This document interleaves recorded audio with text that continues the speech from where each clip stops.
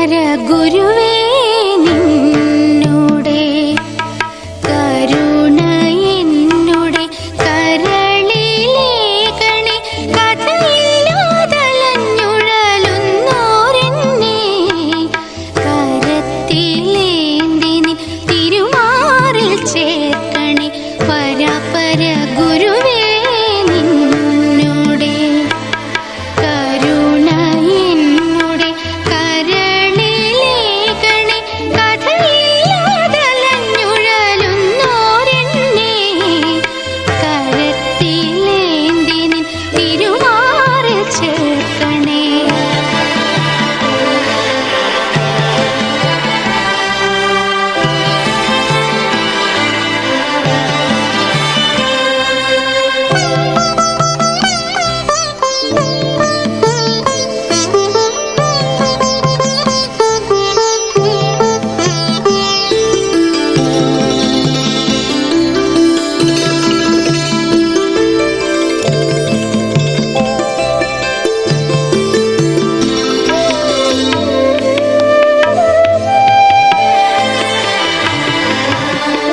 ഉദിച്ചുയർന്നീടും തിരുമനപ്രഭയെ വഹിച്ചിടാനിടവരുത്തിടേണമേ.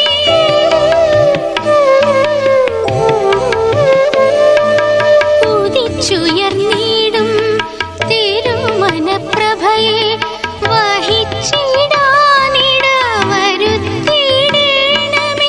കരുത്ത ദേവിടും തിരുമൊഴി ഖഡ്ഗം വധിച്ചിടേണമിൻ മനോദോഷമെല്ലാം ദേവാ ദേവാ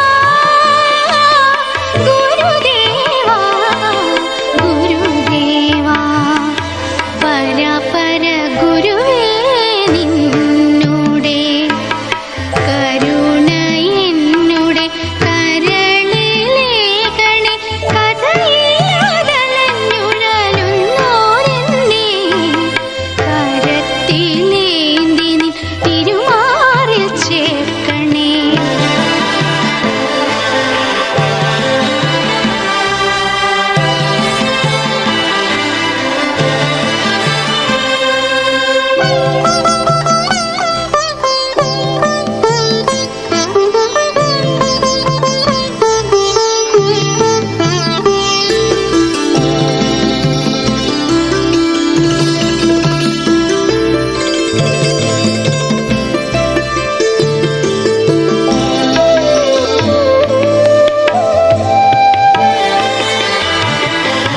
ജ്വലിച്ചിടും ശോഭയുദിച്ചങ്ങുമായൈ വധിച്ചിടുന്നതും നിനച്ചിടുന്നു ഞാൻ.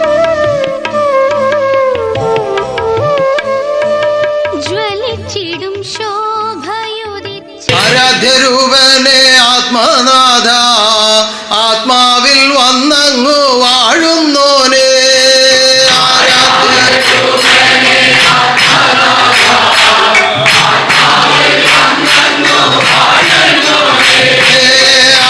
ആരാധ്യരൂപനെ ആത്മനാഥ ആത്മാവിൽ വന്നങ്ങു വാഴുന്നോനെ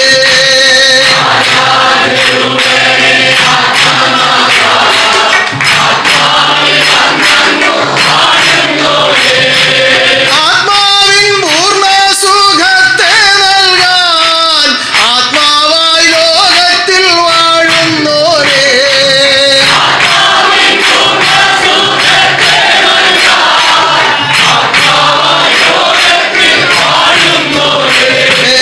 ആത്മാവിൻ പൂർണ്ണ സുഖത്തെ നൽകാൻ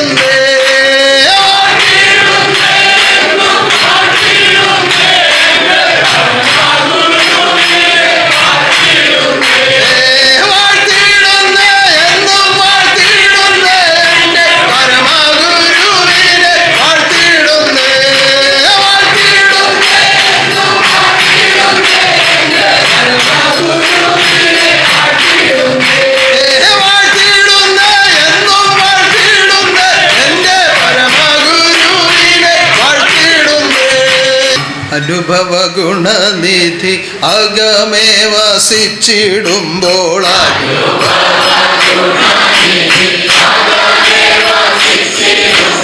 അനുഭവ ഗുണനിധി അകമേ വസിച്ചിടുമ്പോൾ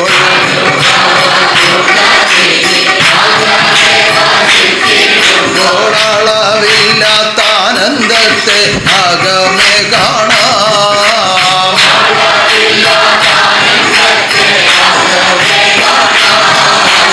അനുഭവ ഗുണനിധി അകമേ വസിച്ചിടുമ്പോൾ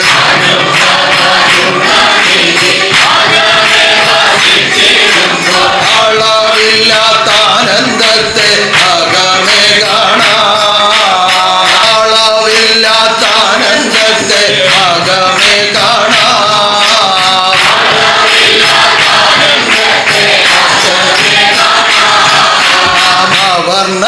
അവർണ്ണനീയമായുള്ള പരമസുഖത്തെ കാൺമാൻ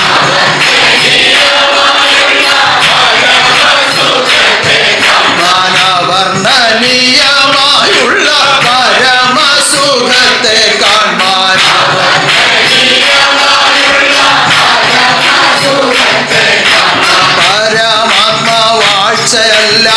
പരമാത്മവാഴ്ചയല്ലാതൊന്നുമില്ലല്ലോ.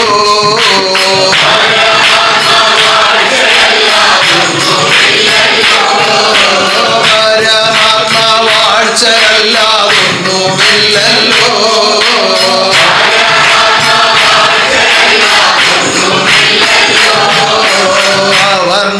അവർണ്ണനീയമായുള്ള പരമസുഖത്തെ കാൺമാൻ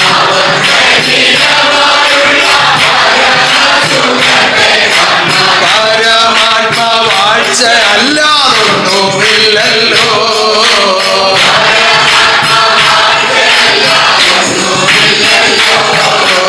ഇഹ പരലോകത്തിന്റെ ഉടമസ്ഥനായ ദൈവം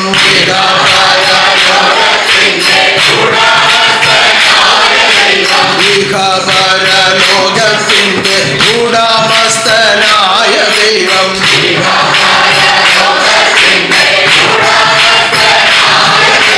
പരിശുദ്ധ ഹൃദയത്തിൽ അധിവസിക്കും.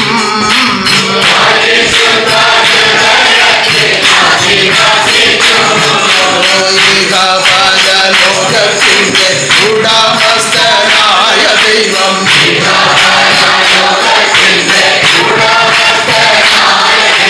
പരിശുദ്ധ ഹൃദയത്തിൽ അധിവസിക്കും.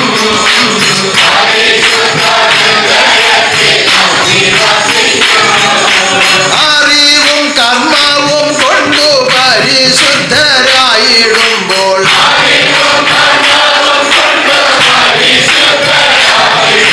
അറിവും കർമ്മവും കൊണ്ടു പരിശുദ്ധരായിടുമ്പോൾ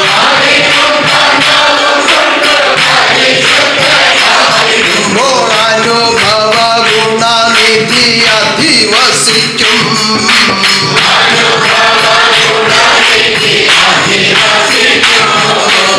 അറിവും കർമ്മവും കൊണ്ടു പരിശുദ്ധരായിടുമ്പോൾ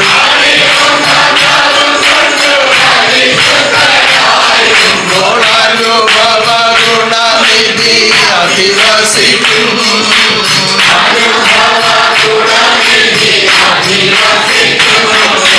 ഭവിക്കട്ടെ പരിശുദ്ധ ഹൃദയങ്ങൾ ദിനം തോറും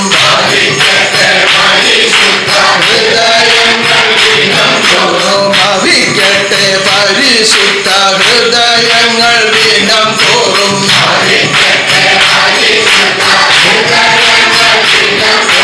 വസിക്കട്ടെ അനുഭവ ഗുണനിധി താൻ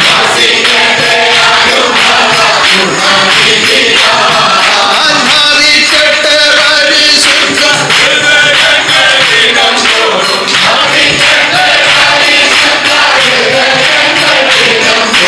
വസിക്കട്ടെ അനുഭവ ഗുണനിധി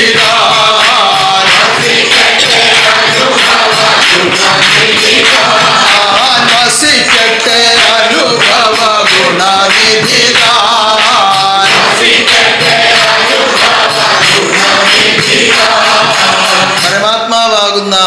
പരമഗുരു ലോകത്തിൽ വന്ന് സ്ഥാപിച്ച ആദർശമാണ് നമ്മുടെ ആത്മബോധോദയ സംഘം. എല്ലാ ഞായറാഴ്ചകളിലും നടക്കുന്ന ആരാധനയിൽ കൃത്യമായും സത്യമായും നിങ്ങളിലേക്ക് ബോധ്യപ്പെടുത്തുന്നത് ഈ പരമസത്യമാണ്. ഇതിനകത്ത് കളവ് പറയേണ്ട ആവശ്യമില്ല, പൊടിപ്പും തൊങ്ങിലും ചേർക്കേണ്ട ആവശ്യവുമില്ല. പണ്ട് ഒരു പഴമൊഴി പറയും, പൊന്നും കുടത്തിന് പൊട്ട് വേണ്ട. കാരണം അത് മനോഹരമാണ്, ചൈതന്യവത്താണ്.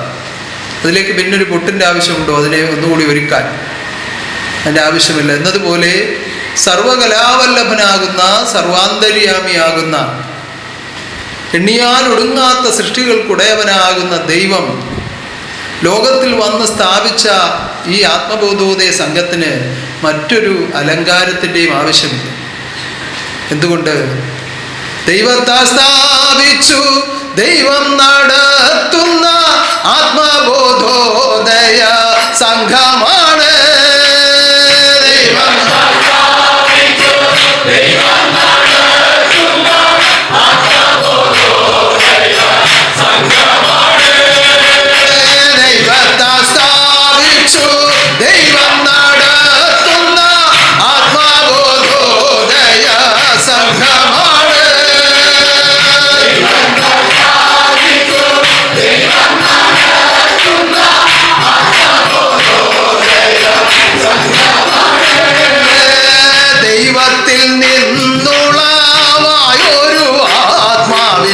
മോക്ഷത്തിനായിട്ടു സ്ഥാപിച്ചത് ദൈവത്തിൽ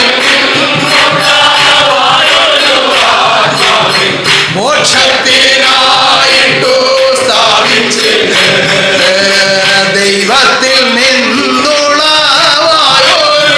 ആത്മാവിൽ മോക്ഷത്തിനായിട്ടു സ്ഥാപിച്ചത്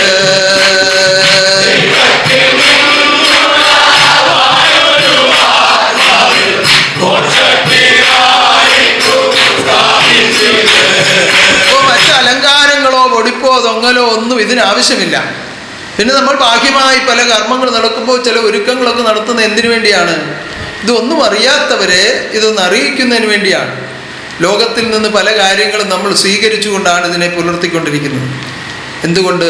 ലോകത്തിലെ ഈ തീരുമാനങ്ങളും നടത്തിപ്പുകളും ഒക്കെ പലതും ദൈവത്തിൽ നിന്ന് വന്നതാണ്, പലതും വികലമാക്കി കളഞ്ഞതാണ് മനുഷ്യൻ. അപ്പം അതിൽ നിന്ന് സൽഫലങ്ങളെ സ്വീകരിച്ച് നമ്മൾ പലതും ഈ കർമ്മത്തിൻ്റെ ഇടയിൽ ചേർത്ത് നടത്താറുണ്ട്. ഇപ്പോൾ ഉത്സവങ്ങൾക്ക് ചെണ്ടമേളം, നമ്മുടെ ഉത്സവത്തിന് ചെണ്ടമേളമുണ്ട്. നാദസ്വരം ഉത്സവങ്ങൾക്കുള്ളതാണ്, മംഗളകർമ്മങ്ങൾക്കൊക്കെ ഉള്ളതാണ്. നമ്മളും അത് വിളിക്കും. പൊടിപ്പും തൊങ്കിലും ഒന്നും വേണ്ട, ആഡംബരങ്ങൾ വേണ്ട എന്ന് പറഞ്ഞാൽ ഇതൊക്കെ എന്തിനാ? മറ്റുള്ളവരെ അറിയിക്കാനാണ്. കാരണം ദൈവം വന്നിവിടെ വാഴുന്നുവെന്ന സത്യം ഞാൻ അറിഞ്ഞതുപോലെ നിങ്ങളും അറിയണമെന്ന് ഓരോ ആത്മാവും തീരുമാനിക്കുമ്പോഴാണ് ജന്മനക്ഷത്ര മഹോത്സവങ്ങൾ കൂടുതൽ മോടി പിടിപ്പിച്ച് നടത്താൻ ആഗ്രഹിക്കുന്നത്. ഒന്നുമില്ലാത്ത സമയത്ത് എൻ്റെ സന്യാസ പരമ്പരകളും ഭക്തന്മാരും നാടുനീളെ നടന്ന് ഭിക്ഷയാചിച്ചാണ് കൊണ്ടുവന്ന് ജന്മനക്ഷത്രം ആഘോഷിച്ചിട്ടുള്ളത്. എന്തിനു വേണ്ടി? സാധാരണ പോലെ അങ്ങ് പോയാൽ പോരെ? അല്ല, എന്നിൽ ഈ മഹാചൈതന്യത്തെ പകർന്നു തന്ന എൻ്റെ ഗുരുവിൻ്റെ ജന്മനക്ഷത്രം അതൊരു സാധാരണ പിറന്നാളല്ല എന്ന ഓർമ്മ, എന്ന ചിന്ത, എന്ന ആവേശം, അതാണ് ഭക്തന്മാരെ നാടുനീളെ വിട്ട് ഈ വിധത്തിൽ ഒരുക്കിയത്. അത് ഈശ്വരൻ്റെ കർമ്മം ഏറ്റെടുത്ത് കർമ്മിക്കുവാൻ തീരുമാനിക്കുന്ന ഹൃദയങ്ങളിൽ ആ വിധത്തിലുള്ള സച്ചിന്തകളുണ്ടാകും. ആ സച്ചിന്തയിൽ കൂടിയാണ് അവർ ആ കർമ്മങ്ങൾ അന്ന് നിർവഹിച്ചുകൊണ്ടിരുന്നത്. ഇന്ന് നമുക്കെല്ലാം ദൈവത്തിൻ്റെ കാരുണ്യത്തിൽ കൂടി നിങ്ങളുടെ ഈ കർമ്മഫലത്തിൽ കൂടിയും ഇവിടെ കൊണ്ടുവന്ന് അർപ്പിച്ച് ഓരോന്നും നടത്തിക്കൊണ്ടിരിക്കുമ്പോഴും ഈ വിധ ബാഹ്യമായ ഒരുക്കങ്ങൾ നമ്മൾ ചെയ്യുന്നത് എന്തിനു വേണ്ടിയാണ്? നമ്മളെപ്പോലെ ഈ സത്യം മറ്റുള്ളവരും അറിയണമെന്ന ആഗ്രഹത്തോടു കൂടിയാണ്. എന്നാൽ ഈ ആന്തരികമായ ആത്മബോധോദയ സംഘമെന്ന സൂക്ഷ്മ ആദർശത്തിന് ഇതിൻ്റെ ഒന്നും ആവശ്യമില്ല.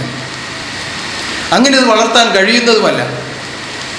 ഇത് വളരണമെങ്കിൽ എന്ത് വേണം? നിയമം പാലിച്ചുകൊണ്ട് ആത്മലോകം ചൈതന്യവത്തായിത്തീരണം, സ്വയം പ്രകാശമുള്ളവരായിത്തീരണം. ആ പ്രകാശത്തെ കണ്ടാണ് മറ്റുള്ളവരിത് സ്വീകരിക്കുന്നത്. ഒരുപാട് തവണ നിങ്ങളെ അറിയിച്ചിട്ടുള്ള ഒരു കാര്യമാണ്. ഈ നടക്കുന്ന കാര്യങ്ങൾ കേട്ടു കണ്ടു അറിഞ്ഞു അങ്ങ് പോയാൽ അത്രയേ ഉള്ളൂ. ഇതിനനുസരിച്ച് നിങ്ങൾ ജീവിതം ചെയ്യുമ്പോൾ നിങ്ങളിൽ തന്നെ ഒരു ആത്മചൈതന്യം ഉണ്ടാകും, അന്തചൈതന്യ തിളക്കമുണ്ടാകും, സ്വയം പ്രകാശമുണ്ടാകും. ആ സ്വയം പ്രകാശത്തെ കണ്ട് മറ്റുള്ളവർക്ക് ഒരു പ്രത്യേകത തോന്നിക്കും. ആ പ്രത്യേകതയിലാണ് ഗുരുവിനെ അവർ അന്വേഷിക്കുന്നത്. നമ്മൾ സാധാരണക്കാരെ പോലെ വായി വരുന്നതൊക്കെ പറഞ്ഞ് ആർക്കെങ്കിലുമൊക്കെ ദ്രോഹം ചെയ്ത് അന്യൻ്റെ പിടിച്ച് പറിച്ച് ജീവിക്കുന്ന ഒരു രീതിയാണെങ്കിൽ പ്രത്യേകിച്ചൊന്നും തോന്നുകയില്ല, നമ്മളോട് ബുദ്ധിമുട്ടേ തോന്നുകയുള്ളൂ. അല്ല, ആരെല്ലാം എന്തെല്ലാം ദ്രോഹം ചെയ്താലും ബുദ്ധിമുട്ടുകൾ ഉണ്ടാക്കിയാലും ആരെങ്കിലും നമ്മുടെ സ്വത്ത് അപകരിച്ചുകൊണ്ട് പോയാൽ പോലും ക്ഷമയോടുകൂടി സഹിച്ചുകൊണ്ട് അവരുടെ നന്മയ്ക്ക് വേണ്ടി പ്രാർത്ഥിക്കുന്ന ഒരവസ്ഥയിലാണ് ജീവിതം മുന്നോട്ട് പോകുന്നതെങ്കിൽ ആളുകൾ അന്വേഷിക്കും, എന്താണ് ഈ ആളിന് ഇങ്ങനൊരു പ്രത്യേകത. അവിടെയാണ് ഗുരുവിൻ്റെ മഹത്വം ശിഷ്യനിൽ കൂടി ലോകത്തേക്ക് വെളിപ്പെടുന്നത്. അതാണ് നമ്മൾ ശീലിക്കേണ്ടത്. ഇന്ന് ശരീരവശാൽ എൻ്റെ കൂടെ പഠിച്ചിട്ടുള്ള ഒരാൾ ഇവിടെ ആരാധനയ്ക്ക് വന്നിട്ടുണ്ട്. അവിടെ നാട്ടിൽ തന്നെ ഉള്ള ആളാണ്. ഇവിടെ വന്നു. അപ്പോൾ വന്ന് കണ്ടപ്പോൾ തന്നെ എനിക്ക് മനസ്സിലായി ആളിനെ. പെട്ടെന്ന് ഞാൻ ചോദിച്ചു, അജയനല്ലേ? അതെ. ഇപ്പം പെട്ടെന്നൊരു ആശ്ചര്യം അദ്ദേഹത്തിനും ഉണ്ടായി. കാരണം വർഷങ്ങൾക്ക് ശേഷം ഓർത്തിരുന്നല്ലോ. ഇപ്പോൾ കാര്യങ്ങളൊക്കെ പറഞ്ഞു കൂട്ടത്തിൽ പറഞ്ഞു, അന്നേ എനിക്കറിയാമായിരുന്നു ആശ്രമത്തിൽ പോകുന്നതാണെന്ന്. വളരെ ചെറുപ്പത്തിലെ കാര്യമാണ് പറയുന്നത്, സ്കൂൾ വിദ്യാഭ്യാസ കാലത്തെ കാര്യമാണ്. എങ്ങനെയാണ് ആ അറിവും ആ തോന്നലും അവർക്കുണ്ടായത്? ആ ചിട്ടയായ ജീവിതം നമ്മളിൽ വരുത്തുന്ന ചൈതന്യം തീർച്ചയായും ചെറുപ്രായത്തിലാണെങ്കിൽ പോലും മറ്റു മനസ്സുകളിലേക്ക് അത് ഓർമ്മയായി നിലനിർത്തുവാൻ, ശ്രദ്ധയായി നിലനിർത്തുവാൻ, ഗുരുവിൻ്റെ മഹത്വമായി ഉയർത്തുവാൻ കഴിയും. അതിനെന്ത് വേണം? അതിനെന്താണ് വേണ്ടത്? സത്യത്തിൽ നിന്നു നാം തെറ്റരുതേ, സത്യവിരുദ്ധം നാം ചെയ്യരുതേ. സത്യത്തിൽ നിന്നു നാം തെറ്റരുതേ,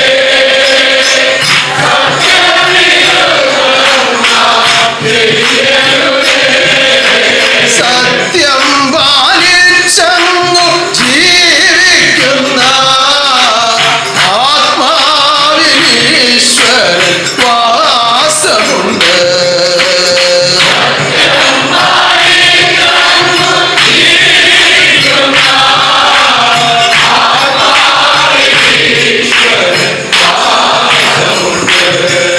മറ്റുള്ളവരുടെ മുൻപിൽ മാന്യനാകത്തക്ക വിധത്തിൽ കാണിക്കുന്ന വേലകളല്ല സത്യം.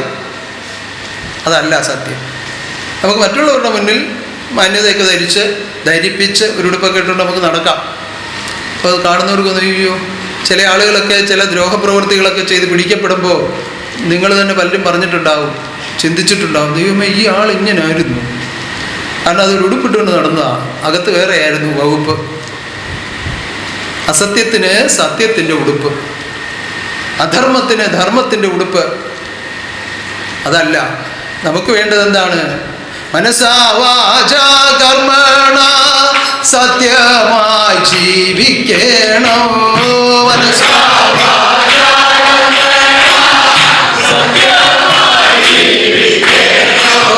മനസാ വാചാ കർമ്മണ സത്യമായി ജീവിക്കണം.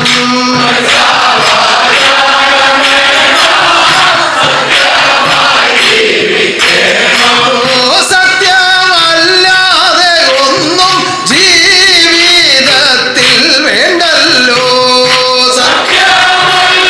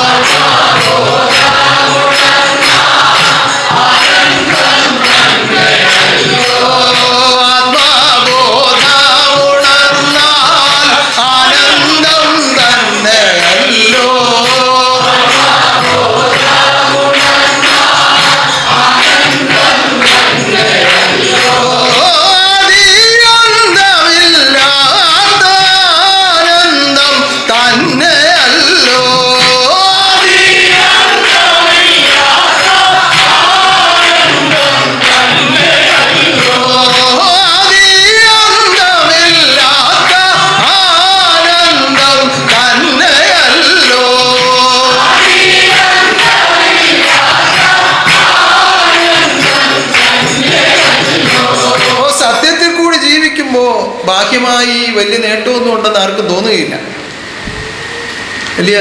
അതൊരു വലിയ പ്രശ്നമാണ്. കാരണം ബാഹ്യലോകത്ത് ജീവിക്കുമ്പോൾ എല്ലാവരും അഭിമാനിക്കുന്നത് സ്വന്തം ധനത്തിൻ്റെ അളവ് വെച്ചാണ്. ഒരു പുതിയ ഉടുപ്പ് മേടിച്ചാൽ ആളുകൾ കാണുമ്പോൾ അത് പുതിയതാണെന്ന് തോന്നിയില്ലെങ്കിൽ ഉള്ളിൽ ഞാൻ പുതിയത് ഇട്ടു എന്നൊരു അഭിമാനമാണ്. ഇപ്പം പഴയതാണെങ്കിൽ അല്പം കീറിയതാണെങ്കിൽ ഒരു ജാള്യതയാണ്. ഞാൻ കീറിയതാണല്ലോ ഇട്ടുകൊണ്ട് വന്നത്. ഒരു ബുദ്ധിമുട്ടാണ് മനസ്സിന്. എന്തുകൊണ്ടാണ് ഇതൊക്കെ തോന്നുന്നത്? അതിലേക്ക് കൂടുതൽ ഭ്രമമുള്ളത് കൊണ്ടാണ്. ആ ഭ്രമങ്ങളൊക്കെ വിട്ട് ആത്മാവിനെ അറിയുന്നവർക്ക് ആത്മസുഖം മതി എന്ന തീരുമാനമുണ്ടാകും. ആ തീരുമാനപ്രകാരം ജീവിക്കുന്നവർക്ക് സത്യത്തിൽ കൂടി ജീവിക്കാൻ കഴിയുള്ളൂ. അല്ലെങ്കിൽ കിട്ടുന്നതൊന്നും പോരാ എന്നുള്ള ചിന്തയാണ്. പല ആളുകളും ഇവിടെ നിന്ന് വിദേശത്തേക്ക് ജോലിക്ക് പോകുന്നത് കൂടുതൽ ധനം സമ്പാദിക്കാനാണ്, അല്ലാതെ ആത്മസുഖം അന്വേഷിച്ചിട്ടാണോ? കേരളത്തിൽ ആത്മസുഖം കുറവാണ്, ഇവിടെ തെങ്ങ് കൂടുതലായതുകൊണ്ട് ഇവിടെ ആത്മസുഖം കുറവാണ്, അപ്പോൾ കുറവുള്ള നാട്ടിലോട്ട് പോകാം എന്ന് കരുതിയാണോ പോകുന്നത്? അങ്ങനെയാണോ അതിൻ്റെ അനുവാദം?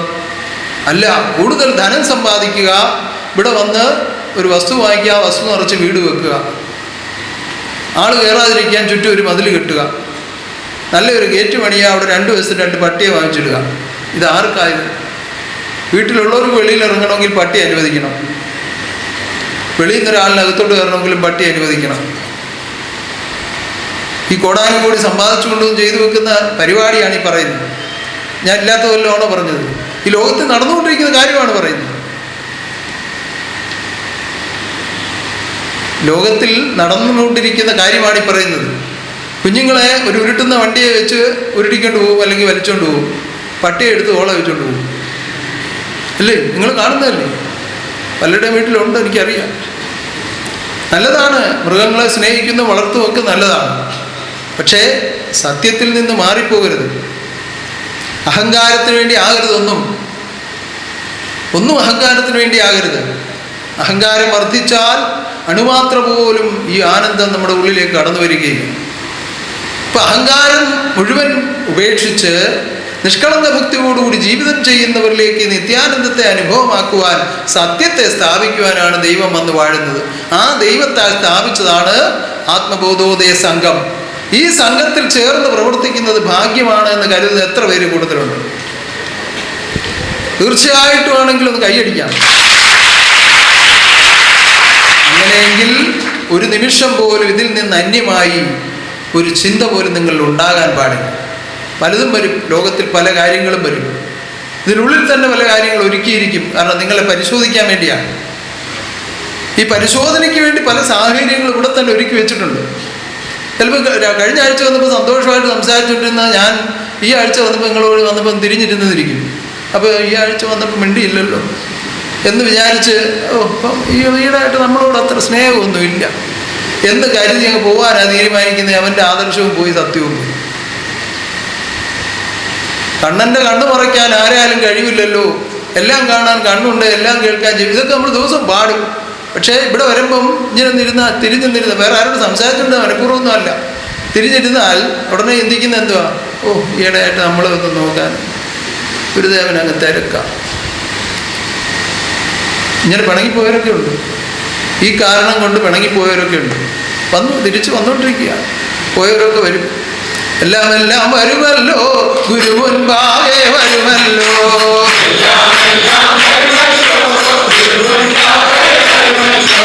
മായാമറയിൽ ജീവിക്കുന്ന മനുഷ്യ നീയും വരുമല്ലോ.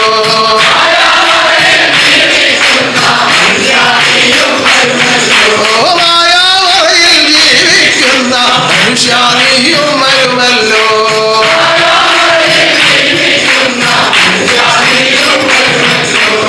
കരുതേണ്ടത് ഇപ്പോൾ ഇതിനകത്തിരിക്കുന്നവർക്ക് അന്തസ്സായിട്ട് വലിയ ഗൗരവമായിട്ട് ഈ പറയുന്നതൊക്കെ കേട്ട് അഭിമാനത്തോടുകൂടി ഇരിക്കുകയാണ്. ഞങ്ങൾക്കാർക്കും അങ്ങനൊന്നും വന്നില്ലല്ലോ എന്നൊക്കെയാണ്.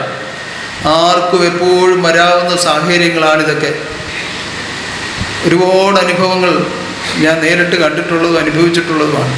ഒരുപാട് അനുഭവങ്ങൾ. നിസ്സാരമായ കാര്യങ്ങൾ കൊണ്ടാണ് വലിയ നമ്മളൊക്കെ വലുതെന്ന് കരുതിയിരുന്ന പലരും നിലംപരിശായി പോകുന്നു. നിസ്സാരമായ കാര്യങ്ങൾ. കാരണം ആ കരുതുന്ന ആ സ്നേഹവാത്സല്യങ്ങൾക്കൊന്ന് കുറവ് വന്നാൽ മതി, പോയി. അതല്ല, ഗുരു എന്ന് പറയുന്നത് എന്താണ്? മറമാറ്റാനുള്ള അറിവല്ലോ ഗുരുവായി ഇവിടെ വാഴുന്നു.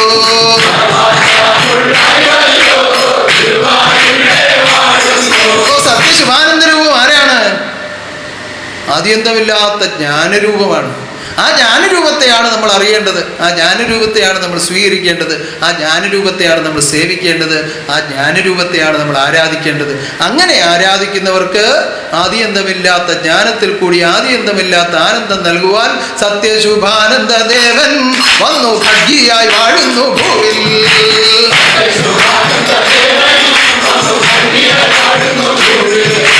സത്യശുഭാനന്ദ ദേവൻ വന്നു ഖഡ്ഗിയായി വാഴുന്നു ഭൂവിൽ.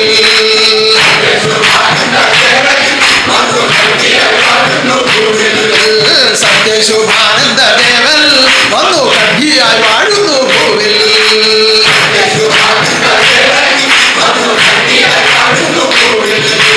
അജ്ഞാനമാകയും നീക്കി ശുദ്ധമാക്കി എടുക്കുന്നു ലോകം.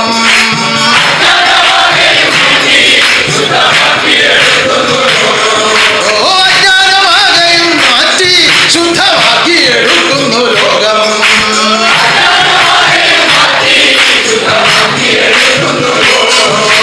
അജ്ഞാനമാകയും മാറ്റി ശുദ്ധമാക്കി എടുക്കുന്നു ലോകം.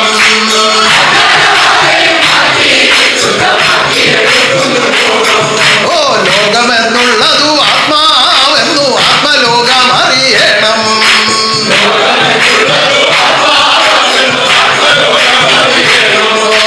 ലോകമെന്നുള്ളതു ആത്മാവെന്നു ആത്മലോകം അറിയണം.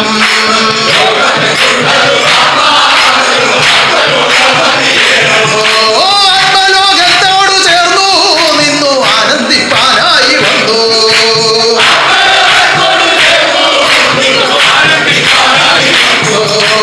ആത്മലോകത്തോടു ചേർന്നു നിന്നു ആനന്ദിപ്പാനായി വന്നു.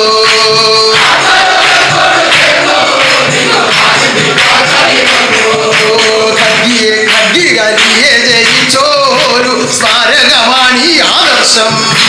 ഖഡ്ഗികലിയെ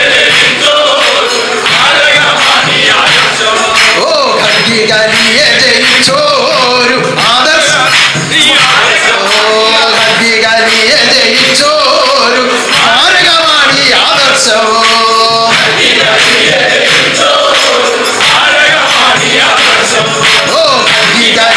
ജയിച്ചോരു സ്മാരകമാണി ആദർശം.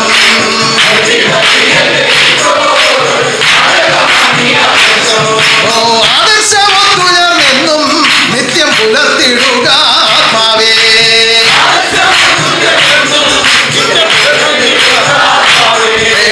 ഖഡ്ഗികലിയെ ജയിച്ചോരു സ്മാരകമാണി ആദർശം. ഖഡ്ഗികലിയെ ജയിച്ചോരു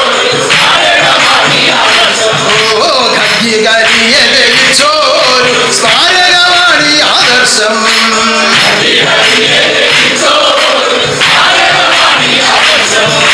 ഖഡ്ഗിയോടൊത്തുചേർന്നെന്നും ആദർശ കർമ്മം തുടരാം.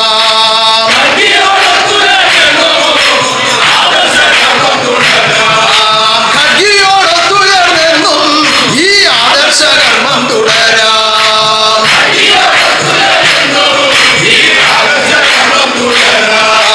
ഖഡ്ഗിയോടൊത്തുയർന്നെന്നും ഈ ആദർശ കർമ്മം തുടരാം.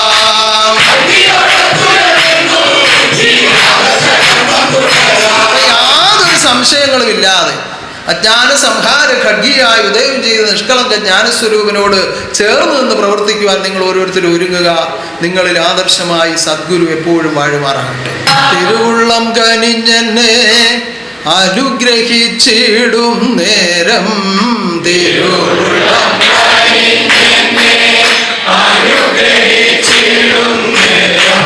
തിരുവുള്ളം കനിഞ്ഞെന്നെ അനുഗ്രഹിച്ചിടും നേരം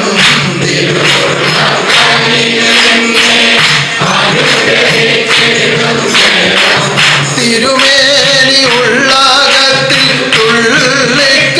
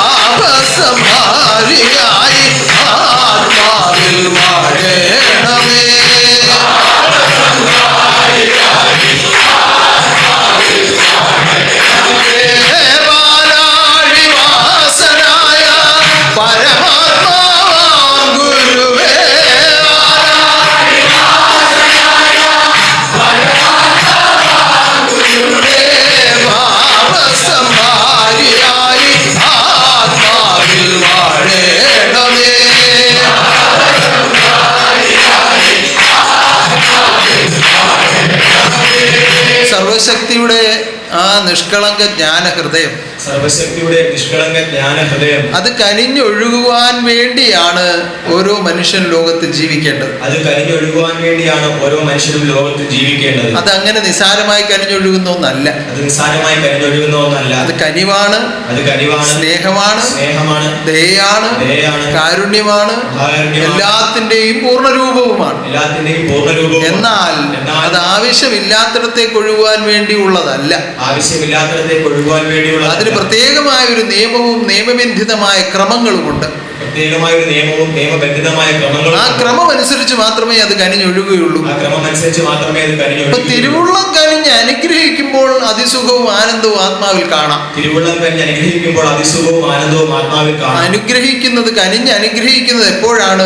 കനിഞ്ഞ് അനുഗ്രഹിക്കുന്നത് എപ്പോഴാണ്? ആ ആത്മാവ് പരിശുദ്ധമാകുമ്പോഴാണ്. ആത്മാവ് പരിശുദ്ധമാകുമ്പോൾ. ആ നിഷ്കളങ്കമായ ഹൃദയത്തോടുകൂടി നിഷ്കളങ്കമായ ആശ്രയിച്ച് ജീവിക്കുന്ന ഭക്തന്റെ ഹൃദയത്തിലേക്കാണ് തിരുവുള്ളം കനിഞ്ഞ് അനുഗ്രഹിക്കുന്നത്. ആശ്രയിച്ച് ജീവിക്കുന്ന ഭക്തന്റെ ഹൃദയത്തിലേക്കാണ് അഖിലേശ്വര എന്നെ അനുഗ്രഹിപ്പാൻ തിരുമുൻപാകെ ഞാൻ അഭയം തേടി.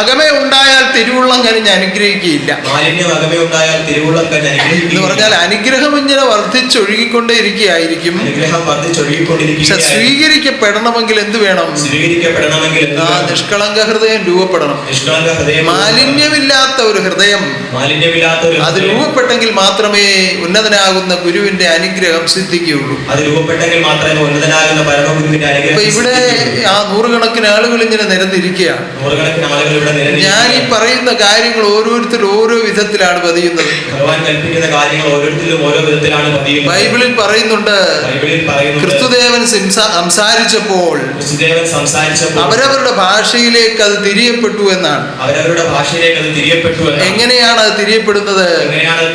അത് അറബിലേക്കും ഇംഗ്ലീഷിലേക്കും സംസ്കൃതത്തിലേക്കും തിരിയപ്പെട്ടു എന്നല്ല. അറബിലേക്കും ഇംഗ്ലീഷിലേക്കും സംസ്കൃതത്തിലേക്കും തിരിയപ്പെട്ടു എന്നല്ല. ആ ക്രിസ്തു എന്ന് പറയുന്നത് അറിവിന്റെ രൂപമാണ്. ക്രിസ്തു എന്ന് പറയുന്നത് അറിവിന്റെ രൂപം. അറിവിന്റെ രൂപം ആ തന്റെ ഹൃദയം തുറന്ന് പ്രകാശിപ്പിക്കുമ്പോൾ, അറിവിന്റെ രൂപം മഹാതിരു ഹൃദയം തുറന്ന് പ്രകാശിപ്പിക്കുമ്പോൾ അവരവർ പഠിച്ചു വെച്ചിരിക്കുന്ന ശീലങ്ങൾക്കനുസരിച്ച് മാത്രമേ ഇത് ഭവിക്കുകയുള്ളൂ. അവരവർ പഠിച്ചു വെച്ചിരിക്കുന്ന ശീലങ്ങൾക്കനുസരിച്ച് മാത്രമേ. അത് ലോകവശാൽ ചിന്തിക്കുന്ന പോലെ വിവിധ ഭാഷകളല്ല. അത് ലോകവശാൽ ചിന്തിക്കുന്നത് പോലെ അവനവന്റെ ഹൃദയ നിലവാരം അനുസരിച്ച് നിത്യസത്യമാകുന്ന തന്റെ അറിവുകൾ ആത്മാവിലേക്ക് ഭവിക്കും. നിത്യസത്യമാകുന്ന തന്റെ അറിവുകൾ ആത്മാവിലേക്ക് അഥവാ ഹൃദയത്തിലേക്ക് ഭവിക്കും. അപ്പോഴാണ് ഹൃദയ രൂപാന്തരം ഉണ്ടാകുന്നത്. അപ്പോ എന്താണ് വേണ്ടത്? ഹൃദയമൊരുക്കി നിങ്ങൾ ഗുരുവിനെ സ്തുതിക്കുമ്പോൾ, ഹൃദയമൊരുക്കി നിങ്ങൾ ഗുരുവിനെ സ്തുതിക്കുമ്പോൾ, ഹൃദയമൊരുക്കി നിങ്ങൾ ഗുരുവിനെ സ്തുതിക്കുമ്പോൾ, ഹൃദയമൊരുക്കി തിരുവുള്ളം കനിഞ്ഞെന്നും അനുഗ്രഹിക്കും. തിരുവുള്ളം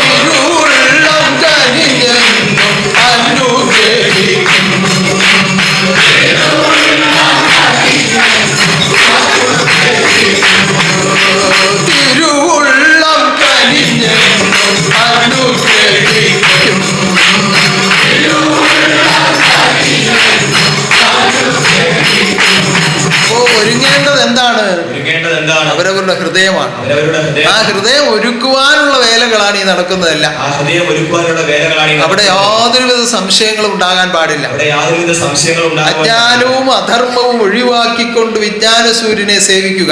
അജ്ഞാനവും അധർമ്മവും ഒഴിവാക്കിക്കൊണ്ട് വിജ്ഞാന സൂര്യനെ എങ്ങനെ സേവിക്കുക? അടിയുറച്ച അറിവിൽ തന്നെ അനുസരിച്ച് സേവിക്കുക. അടിയുറച്ച അറിവിൽ തന്നെ അനുസരിച്ച് സേവിക്കുക. അടിയുറയ്ക്കാത്തവർക്ക് ഒരിക്കലും വിശ്വാസത്തിൽ ഉറയ്ക്കാൻ പറ്റുകയില്ല. അടിയുറയ്ക്കാത്തവർക്ക് ഒരിക്കലും വിശ്വാസത്തിൽ ഉറയ്ക്കുക. ആ അറിവിൽ കൂടിയാണ് അടിയുറയ്ക്കുന്നത്. അറിവിൽ കൂടിയാണ് അടിയുറയ്ക്കുന്നത്. വേരില്ലാത്ത വൃക്ഷത്തിൽ ഫലം ഉണ്ടാകാത്തതുപോലെ വേരില്ലാത്ത വൃക്ഷത്തിൽ ഫലം ഉണ്ടാകാതെ വിശ്വാസത്തിൽ ഉറയ്ക്കാത്തവർക്ക് ആശ്വാസം എന്ന ഫലം ഉണ്ടാവുകയില്ല. വിശ്വാസത്തിൽ ഉറയ്ക്കാത്തവർക്ക് ആശ്വാസം എന്ന ഫലം. അങ്ങനെ വിശ്വാസത്തിൽ ഉറപ്പിക്കുവാനുള്ള അനുഭവങ്ങളാണ് നിരന്തരം നിങ്ങൾക്ക് തന്നുകൊണ്ടിരിക്കുന്നത്. വിശ്വാസത്തിൽ ഉറപ്പിക്കാനുള്ള അനുഭവങ്ങളാണ് നിരന്തരം നമുക്ക് നൽകുന്നത്. വിശ്വാസികൾക്കാണ് ആശ്വാസം ഉണ്ടാകുന്നത്. വിശ്വാസികൾക്കാണ് ആശ്വാസം. ആശ്വാസത്തിൽ കൂടിയാണ് വിശ്വാസം ഉറയ്ക്കേണ്ടത്. ആശ്വാസത്തിൽ കൂടിയാണ് വിശ്വാസം. അങ്ങനെ വിശ്വാസത്തിൽ കൂടി ആശ്വാസവും ആശ്വാസത്തിൽ കൂടി വിശ്വാസവും വിശ്വാസത്തിൽ കൂടി ആശ്വാസവും ആശ്വാസത്തിൽ കൂടി വിശ്വാസവും ആത്മാവിൽ ഉറപ്പിക്കുവാനുള്ള ജീവിതമാണ് ആധ്യാത്മിക ജീവിതം. ആത്മാവിൽ ഉറപ്പിക്കാനുള്ള ജീവിതമാണ് ആധ്യാത്മിക ജീവിതം. അങ്ങനെ കണ്ണാലെ കണ്ടതെല്ലാം തേടി നടന്ന് കണ്ണാലെ കണ്ടതെല്ലാം തേടി നടന്ന് കാട് പറിച്ച് വീട്ടിൽ കൂട്ടിക്കൊണ്ടുവച്ചാൽ കാട് പറിച്ച് വീട്ടിൽ കൂട്ടിക്കൊണ്ടുവച്ചാൽ ഈ മനോഹര കാഴ്ച കാണുവാൻ കഴിയില്ല. ഈ മനോഹര കാഴ്ച കാണുവാൻ കഴിയും. മനോഹരമായ കാഴ്ച ലോകത്തിൽ ഒന്നേ ഉള്ളൂ. മനോഹരമായ കാഴ്ച അതെന്താണ്? അതെന്താണ്? ആ നിഷ്കളങ്ക ജ്ഞാനസ്വരൂപനെ ഹൃദയത്തിലായും ഹൃദയമായും കണ്ട് ആരാധിക്കുക എന്നുള്ളതാണ്. നിഷ്കളങ്ക ജ്ഞാനസ്വരൂപനെ ഹൃദയത്തിലായും ഹൃദയമായും കണ്ട് ആരാധിക്കുക എന്നുള്ളതാണ്. അത് കാണുവാൻ ഒരുക്കേണ്ട വഴിയാണ് ഈ പറഞ്ഞതല്ല. അത് കാണുവാൻ ഒരുക്കേണ്ട വഴിയാണ് ഈ എന്നും പറയുന്നത് അതാണ്, എന്നും കൽപ്പിക്കുന്നതാണ്, ഇന്നും പറയുന്നത് അതാണ്, എന്നും കൽപ്പിക്കുന്നത്. ഇനി പറയാനിരിക്കുന്നു അത് തന്നെയാണ്. ഹൃദയമൊരുക്കി നിങ്ങൾ ഗുരുവിനെ സ്തുതിക്കുമ്പോൾ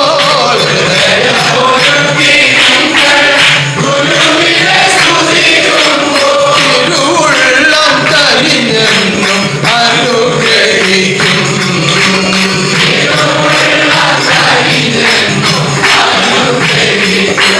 ആ അനുഗ്രഹത്തെ സ്വീകരിക്കുവാൻ ഓരോ ഹൃദയങ്ങളും ഒരുക്കപ്പെടട്ടെ.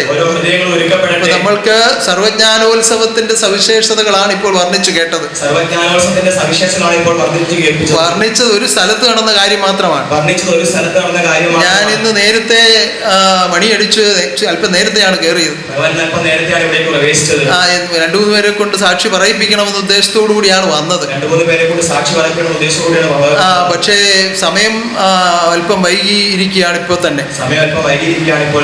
2:50 ട്രെയിനിൽ മടക്കയാത്ര ചെയ്യേണ്ട ആളുകളും ഈ കൂട്ടത്തിലുണ്ട്.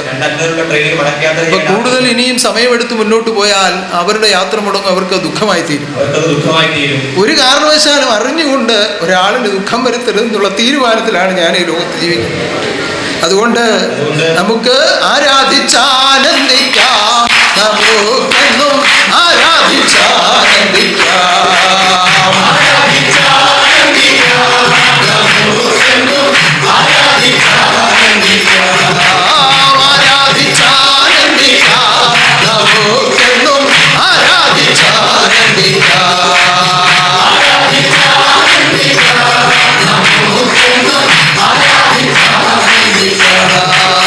ആനന്ദ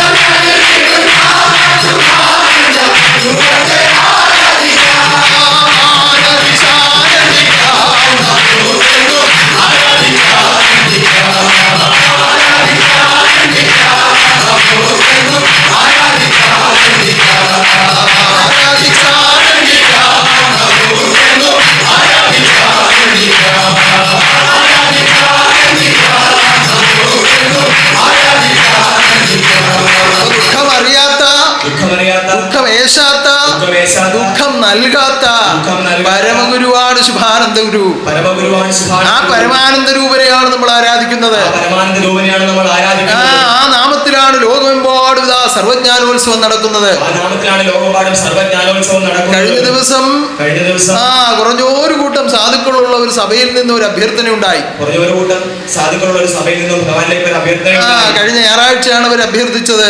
ഞായറാഴ്ചയാണ് അവർ അഭ്യർത്ഥിച്ചത്. ഞങ്ങൾക്കും സർവജ്ഞാനോത്സവം ഒന്ന് നടത്തണം. ഞങ്ങൾക്കും സർവജ്ഞാനോത്സവം. ഞാൻ ചോദിച്ചു, ഇനിയിപ്പോ എത്ര പെട്ടെന്ന് എങ്ങനെ നടത്തും, എന്തു നടത്തും, നിങ്ങൾ എങ്ങനെയാ ഉദ്ദേശിക്കുന്നത് ചോദിച്ചു. അപ്പൊ ഞങ്ങൾ കുറച്ച് ആളുകളെ ഉള്ളൂ. ഭഗവാൻ ഇവിടുന്ന് ആരെങ്കിലും കൂടെ ഒക്കെ ഒന്ന് അയച്ചാൽ ഞങ്ങൾ ഒരു വീട്ടിൽ ഒന്ന് കൂടി ഒന്ന് ആരാധിക്കാമെന്നാണ് വിചാരിക്കുന്നത്. ഇവിടെ കുറച്ച് അകലെയുള്ള ഒരു സ്ഥലമാണ് പുനലൂർ എന്ന് പറയും. ആ സ്ഥലത്തെ സന്താനങ്ങൾ ആർത്തിയോടുകൂടി ആവശ്യപ്പെട്ടു. അവിടെ നിന്ന് നമ്മുടെ സന്താനങ്ങളെ കുറച്ചു പേര് സമീപത്തുള്ളവരെയും നമ്മുടെ തപസ്യാന സ്വാമിയെയും അയച്ചു. അവരവിടെ ചെന്ന് ഗംഭീരമായ ഒരു ആരാധന നടത്തി. അവിടെ പ്രകാശയാത്രയായിട്ട് നടത്തിയില്ല. ആ വീടിന് ചുറ്റും വിളക്കൊക്കെ കത്തിച്ചു വെച്ച് അവര് ഒരു ആരാധന അങ്ങ് നടത്തി. വളരെയേറെ ആനന്ദം, അവർക്ക് അവർണ്ണീയമായ നിലയിൽ ആനന്ദമാണ് ഈശ്വരൻ അവിടെ അനുഭവമാക്കിയത്. എന്തുകൊണ്ട്?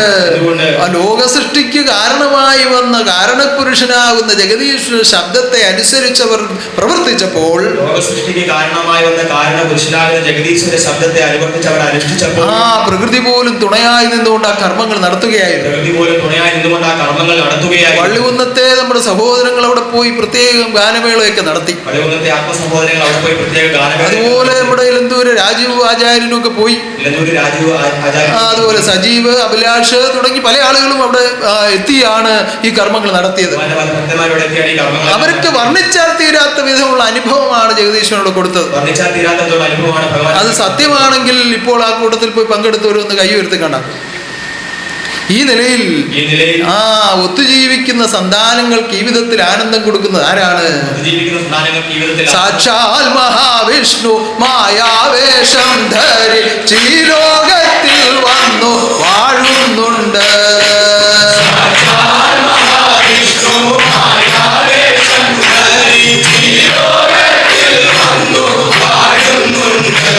അന്യമായി ചിന്തിക്കല്ലേ, അന്യമായി പറയല്ലേ, അന്യമായി പോകത്തക്ക വിധം ആരോടും ഇടപെടല്ലേ.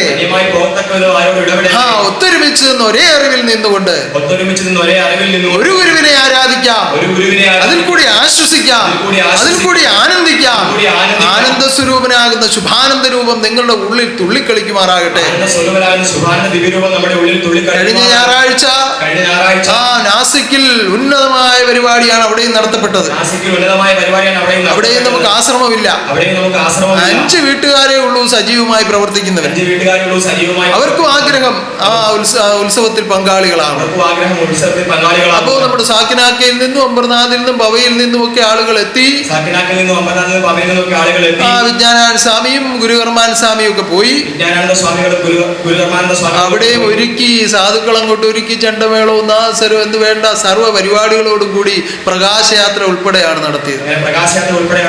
ഗംഭീരമായ ഒരു പരിപാടിയായി തീർന്നു. അവർക്കും വർണ്ണിക്കാനാവാത്ത വിധത്തിലാണ് അവർ ഓരോരുത്തരും വിളിച്ച് ഓരോ കാര്യങ്ങൾ പറയുന്നത്. ഈശ്വരന്റെ കാരുണ്യവും അനുഗ്രഹവുമാണ്.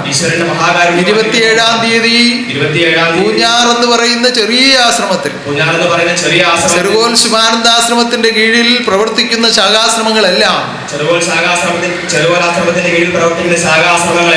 ഒരുവിധം നല്ല രീതിയിൽ വലിയ സ്ഥാപനങ്ങളും കെട്ടിടങ്ങളും ഒക്കെയുള്ള സ്ഥാപനങ്ങളാണ് ഉള്ളത്. എന്നാൽ പൂഞ്ഞാർ എന്ന് പറയുന്ന പ്രദേശത്ത് ഇടുക്കവും ഞെരുക്കവും ഉള്ള ഒരു സ്ഥലമാണ്. പ്രധാന വഴിയിൽ നിന്ന് ആശ്രമത്തിൽ എത്തിച്ചേരണമെങ്കിൽ തന്നെ വലിയ പ്രയാസമാണ്. ഒരു അയലത്തുള്ള ഒരാളിന്റെ സമ്മതമില്ലാതെ അതിലും കൂടെ പോകാൻ പറ്റുകയില്ല. ആ വിധത്തിലുള്ള ഒരു ഇടുക്കവും ഞെരുക്കവും ഒക്കെ ഉണ്ട് അവിടെ. ഒരാളൊരു വസ്തു ദാനമായി തന്നു, അവിടെ ഒരു സ്ഥാപനം അങ്ങ് ഉണ്ടാക്കി എന്നുള്ളതല്ല, മറ്റൊന്നും അപ്പോൾ ചിന്തിച്ചില്ല. അങ്ങനെ മറ്റൊന്നും അവർ ചിന്തിച്ചില്ല. അപ്പൊ എങ്കിലും അന്നത്തെ സാധുക്കളെല്ലാം കൂടി ചേർന്നാണ് സ്ഥാപനം ഉണ്ടാക്കി പ്രവർത്തനം ആരംഭിച്ചത്. സാധുക്കളെല്ലാം ചേർന്നാണ് സ്ഥാപനം ഉണ്ടാക്കി പ്രവർത്തിച്ചത്. അപ്പോൾ ഇങ്ങനെ ഇടിവെട്ടി മഴ പെയ്തുകൊണ്ടിരിക്കുന്ന സമയത്ത് ഇടിവെട്ടി മഴ പെയ്തുകൊണ്ടിരിക്കുന്ന സമയത്ത് അവരുടെ വാർഷികം വന്നു. അവരുടെ വാർഷികം എങ്ങനെ നടത്തും, ഏത് വിധത്തിൽ നടത്തും, വെള്ളമായി പോയാൽ എന്ത് ചെയ്യും എന്നൊക്കെ പ്രയാസപ്പെട്ടു. അങ്ങനെയെല്ലാം പ്രയാസപ്പെട്ടു. അപ്പൊ നമ്മുടെ ഗുരുകർമാനന്ദനെയും കുറച്ച് ദിവസം മുമ്പേ അവിടെ പോയി പ്രത്യേക സങ്കല്പങ്ങളും ഒക്കെ കൊടുത്തു. പ്രാർത്ഥനകളോടുകൂടി അതിനുള്ള ഒരുക്കങ്ങൾ ആരംഭിച്ചു. നമ്മുടെ ശാഖാശ്രമങ്ങളായി പ്രവർത്തിക്കുന്ന ഏന്തയാറ്, കോട്ടയം, കുറുമ്പനാടം തുടങ്ങിയുള്ള സ്ഥലങ്ങളിൽ നിന്ന് നമ്മുടെ സന്താനങ്ങൾ അവിടെ പോയി അവരുടെ സ്ഥാപനമാണെന്നുള്ള നിലയിൽ നിന്ന് അവിടെ പ്രവർത്തിച്ചു.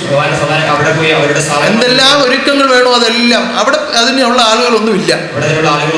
കുറെ സാധുക്കൾ മാത്രമേ ഉള്ളൂ, അവർക്ക് ഇതിനൊന്നും ഒരു കഴിവുള്ളവരല്ല. പക്ഷേ നമ്മുടെ സന്താനങ്ങൾ ഈ പറയപ്പെട്ട ശാഖകളിൽ നിന്നൊക്കെ സന്താനങ്ങൾ അവിടെ എത്തി. പന്തലിടുന്നു, പാത്രം കൊണ്ടുവരുന്നു, പാചകം ചെയ്യുന്നു, വിളമ്പുന്നു, പ്രാർത്ഥിക്കുന്നു, ഒരുക്കുന്നു എന്ന് വേണ്ട ഉന്നതമായ കർമ്മങ്ങളായി. അത് എന്റെ സ്ഥാപനമാണെന്ന് അവരവർ ചിന്തിച്ചത് കൊണ്ടാണ് ആ വിധത്തിൽ പ്രവർത്തിക്കാൻ പറ്റിയത്. എന്റെ ഗുരുവിന്റെ ശബ്ദമാണെന്നുള്ള ഓർമ്മയോടുകൂടി പ്രവർത്തിച്ചത് കൊണ്ടാണ്. ആ വിധത്തിൽ അങ്ങനെ ഒരുക്കിയപ്പോ പ്രകൃതി പോലും അനുകൂലമായി നിലകൊണ്ട് നിന്നുകൊണ്ടാണ് ഓരോ കർമ്മങ്ങളും നടത്തിയത്. ആ അത്ഭുത കർമ്മത്തിൽ പങ്കെടുത്തവരൊന്ന് കൈ ഉയർത്തി കണ്ടാൽ ഇതൊരു അത്ഭുതമായി തോന്നിയെങ്കിൽ ഒന്ന് കൈ അടിച്ചു കേട്ടാൽ. അത്ഭുത പുരുഷന്റെ തിരുശബ്ദം ഉത്ഭവമാക്കി ഈ വിധത്തിൽ. അത്ഭുത പുരുഷന്റെ തിരുശബ്ദം ഉത്ഭവമാക്കി ഈ വിധത്തിൽ. അത്ഭുത പുരുഷന്റെ തിരുശബ്ദം ഉത്ഭവമാക്കി ഈ വിധത്തിൽ. അത്ഭുതം അത്ഭുതം അത്ഭുതമേ വർണ്ണിപ്പാൻ കഴിവില്ലല്ലോ. അത്ഭുതം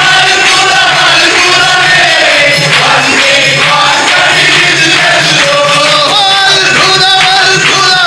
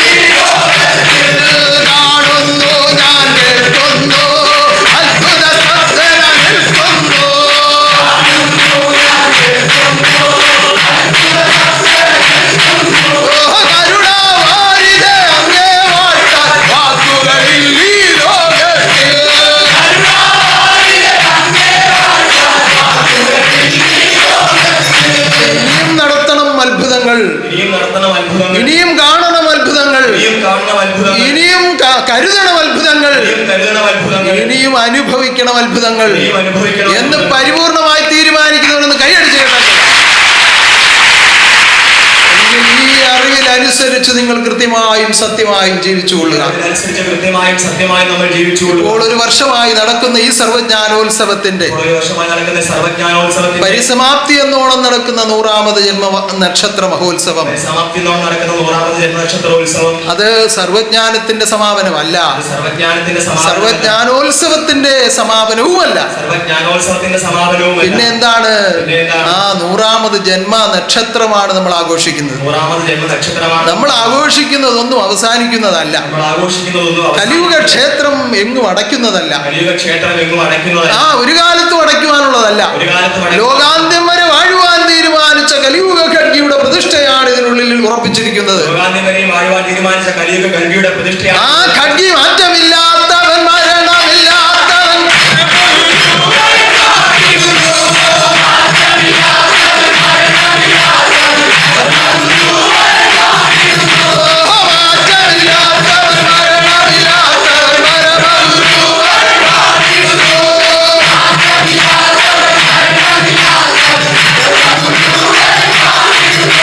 അടയ്ക്കാൻ പറ്റുമോ?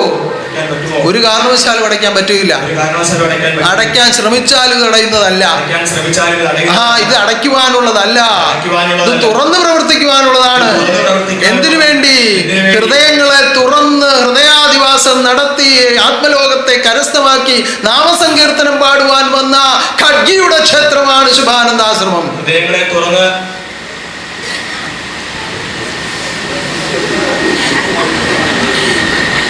തുറന്ന് ഹൃദയങ്ങളെ തുറന്ന്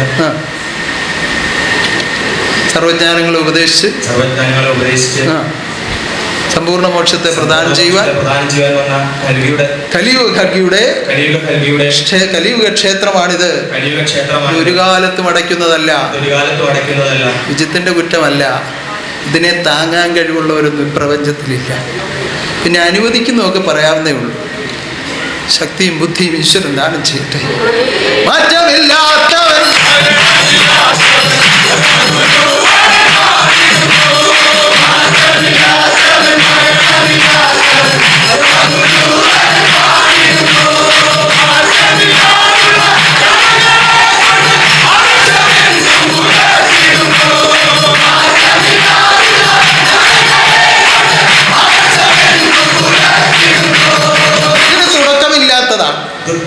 തുടക്കമില്ലാത്തതാണ്.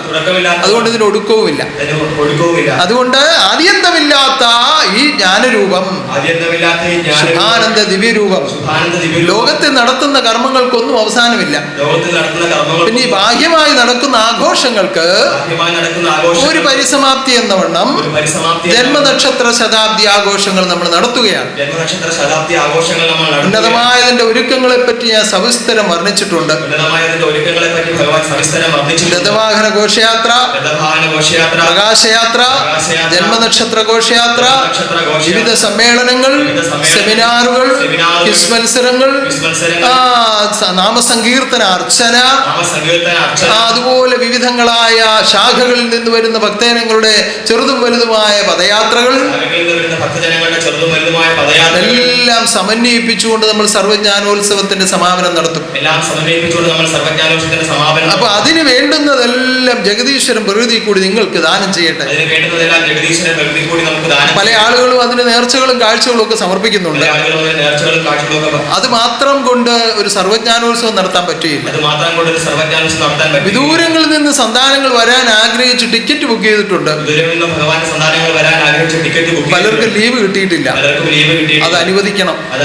എങ്ങനെ അനുവദിക്കണം? പ്രകൃതിയിൽ കൂടി അതിനുള്ള സാഹചര്യങ്ങൾ ഒരുങ്ങി അനുവദനീയമായി ലഭിക്കണം.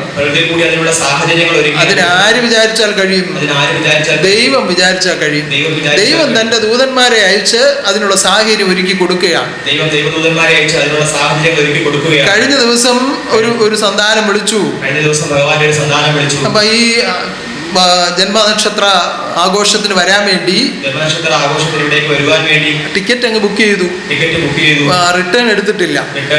അപ്പൊ ടിക്കറ്റ് ബുക്ക് ചെയ്തിട്ട് മാനേജർ എടുത്ത് ചെന്ന് ലീവ് ചോദിക്കുന്ന ഒരു മടിയാണ്. കാരണം ഈ അടുത്ത സമയത്തൊന്ന് വന്നു പോയതാ. അപ്പൊ എങ്കിലും വരണം എന്നുള്ള നിർബന്ധം മനസ്സിൽ ഇങ്ങനെ ഇരിക്കുകയാണ്. പ്രാർത്ഥനയോടുകൂടി ചെന്ന് അദ്ദേഹത്തിനോട് ചോദിച്ചു, ഇങ്ങനെ ഒരു കാര്യമുണ്ട്, അതിനൊന്ന് പോകണമല്ലോ എന്ന് പറഞ്ഞു. അപ്പൊ അദ്ദേഹം വളരെ സൗമ്യനായിട്ട്, സാധാരണ കണ്ടിട്ടില്ലാത്ത പോലെ സൗമ്യനായിട്ട് ഇരിക്കുകയാണ്. അത്ര സൗമ്യനായിട്ട് സ്നേഹമായിട്ടാണ് പെരുമാറുന്നത്. എന്താ കുഞ്ഞെന്നൊക്കെ ചോദിച്ചാൽ വളരെ സന്തോഷമായിട്ട് പെരുമാറുക. അപ്പോ ഒരു 5 ദിവസം ചോദിക്കാനാ ചെന്നത്. ഒരു 10 ദിവസമായിട്ട് അങ്ങ് ചോദിച്ചു. അപ്പൊ അങ്ങ് അനുവദിച്ചു. ഇത് ഈ മനസ്സ് കൊടുക്കുന്നത് ആരാണ്? അതാണ് ശുഭാനന്ദ ദിവ്യരൂപത്തിന്റെ പ്രവർത്തനം എന്ന് പറയുന്നത്. ഇത് അറിയണമെങ്കിലും അനുഭവിക്കണമെങ്കിലും എന്ത് വേണം? ആശ്രയിച്ചിടുക ആത്മാക്കളെ, ആശ്വാസരൂപൻ കനിഞ്ഞിടട്ടെ.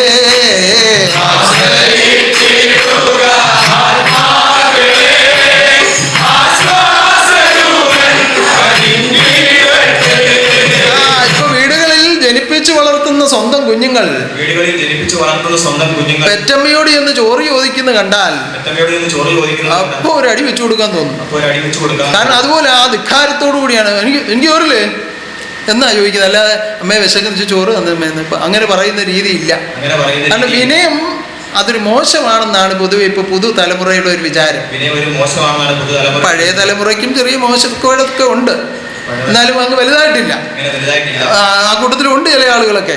അപ്പൊ ആ രീതിയിൽ ജീവിക്കുന്ന ആളുകൾക്ക് ഈ ആശ്രയിക്കുക എന്ന് പറയുന്ന അത്ര എളുപ്പമുള്ള ഒരു കാര്യമല്ല.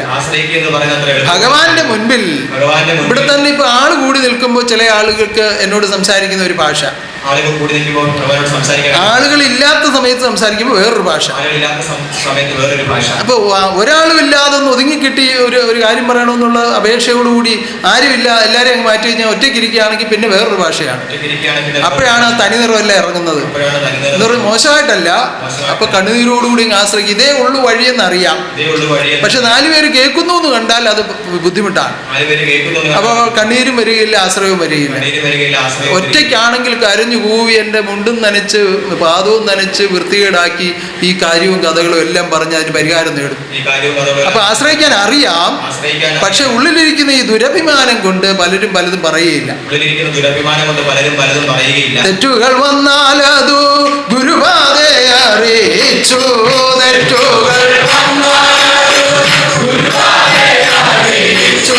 പരിഹാരം നേടിക്കൊള്ളുക, ഭക്തരായവർ പരിഹാരം നേടിക്കൊള്ളുക.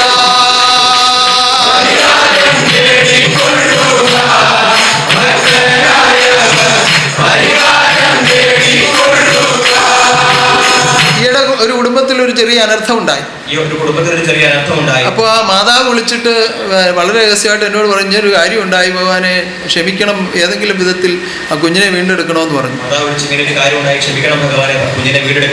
അപ്പോ പിതാവിനോട് പറഞ്ഞു, നിങ്ങൾ പോയി അമ്പറ്റോട് ഒന്ന് പറ, ഇതിന് പരിഹാരം ഉണ്ടാവണമെങ്കിൽ ഭഗവാൻ വിചാരിച്ചാലേ പറ്റുള്ളൂ എന്ന് പറഞ്ഞു.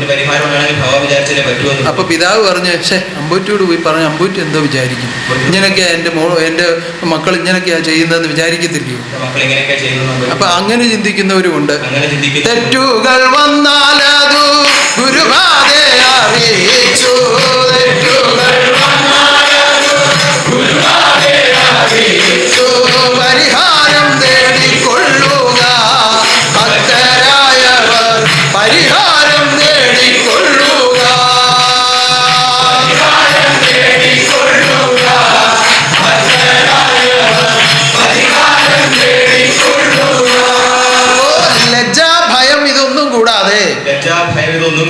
ഗുരു മുമ്പാകെ ആശ്രയിക്കാൻ കഴിയണമെങ്കിൽ മാത്രമേ ആശ്വാസവും അനുഗ്രഹവും ഉണ്ടാവുകയുള്ളൂ. അപ്പം ആശ്രയിച്ച് ആരെല്ലാം ഒരുങ്ങുന്നവർക്കെല്ലാം സർവ്വജ്ഞാനോത്സവത്തിൽ വന്ന് പങ്കെടുക്കാൻ പറ്റും. അത് എന്റെ തീരുമാനമാണ്, എന്റെ പ്രകൃതിയിൽ അറിയിച്ചിരിക്കുന്നതാണ്, എന്റെ ദൂതന്മാരെ ഏൽപ്പിച്ചിരിക്കുന്നതാണ്, ദേവീദേവന്മാരെ നിയമിച്ചിരിക്കുന്നതാണ്. അത് ആത്മലോകത്തിൽ അനുഭവമാകുമാറാകട്ടെ. ആഘോഷിച്ചാനന്ദിക്കാം ഗുരുവിന്റെ ജന്മദിനങ്ങളല്ല.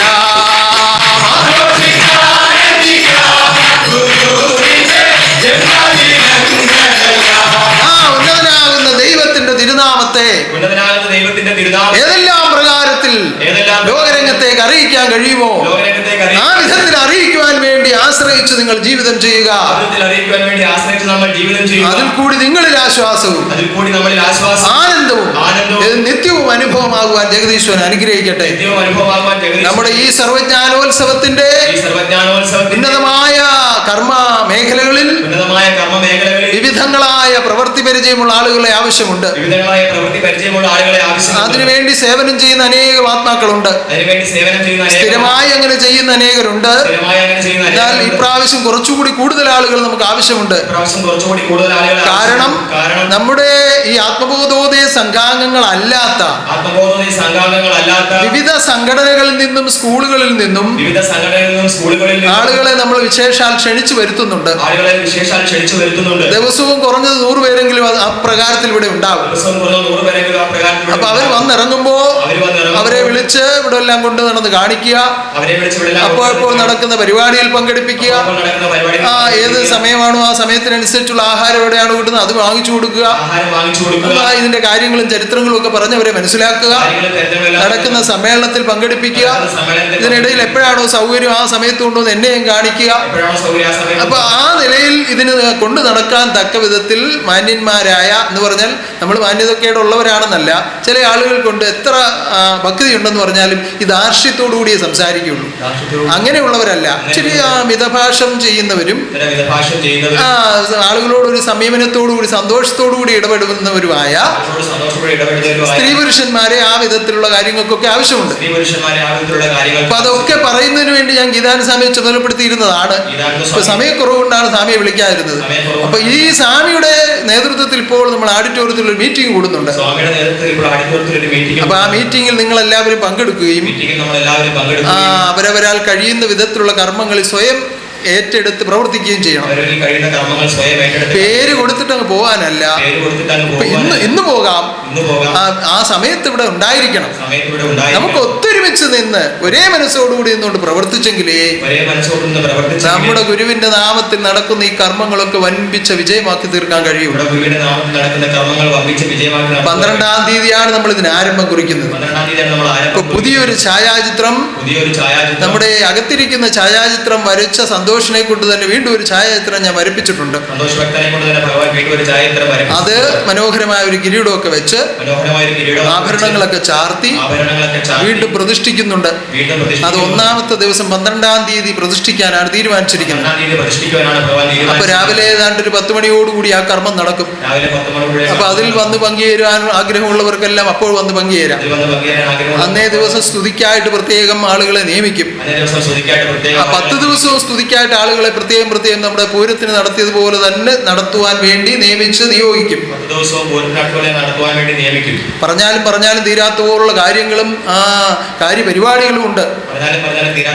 ഇപ്പോൾ സമയം വളരെ കുറവായതിനാലും ഉടനെ തന്നെ മീറ്റിംഗ് നടക്കുന്നതിനാലും കൂടുതൽ അതിന്റെ കാര്യങ്ങളിലേക്ക് കടക്കുന്നില്ല. ഒത്തുചേർന്ന് പ്രവർത്തിക്കാൻ നിങ്ങൾ തീരുമാനിച്ചാൽ നിങ്ങൾ കൂടി ഞാൻ പ്രവർത്തിക്കുന്നതായിരിക്കും.